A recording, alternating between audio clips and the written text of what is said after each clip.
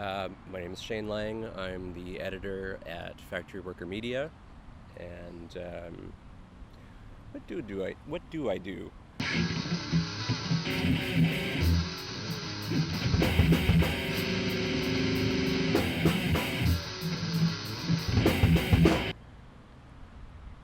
Well, I founded the site about a year and a half ago, so I do everything still.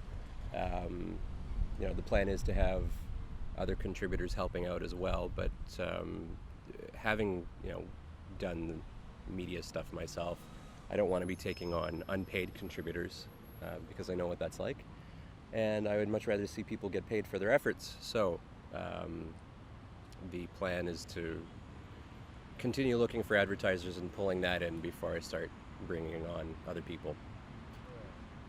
In terms of the site itself, it is an entertainment website, so its focus is on film, music, and literature primarily, not necessarily in that order, but all dealing with darker themes. So whether that's transgressive or, in the case of music, aggressive music, but genre pushing and innovative, but with a heart of darkness.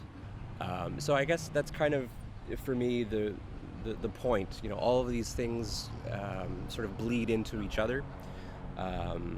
Musically, you might be talking about one particular artist or a style that has influenced another artist or style, and these things always seem to have little tendrils going out into other things. So being aware of the broad spectrum ensures that you have a good resource base to be able to inform your own work, I think, is probably the best way to put it. We've covered a lot, and when I say we, it's the royal we, because it's just me.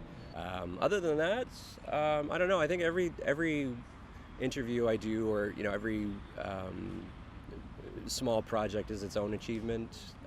They all give something back. That's part of the reason why I keep doing this, because it's certainly not for the money.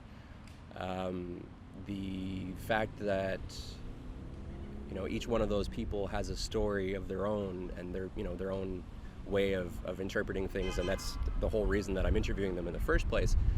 Being able to have that dialogue is you never know what's going to come out of it.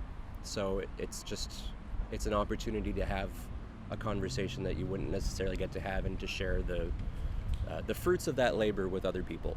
How and why it came to be is, as I mentioned, I've worked with other websites in the past. I've done PR for bands, and when I moved to Vancouver, I started by writing for other sites, and found that with the contacts that I had in the industry, what I wanted was to ensure that those contacts remained in good standing.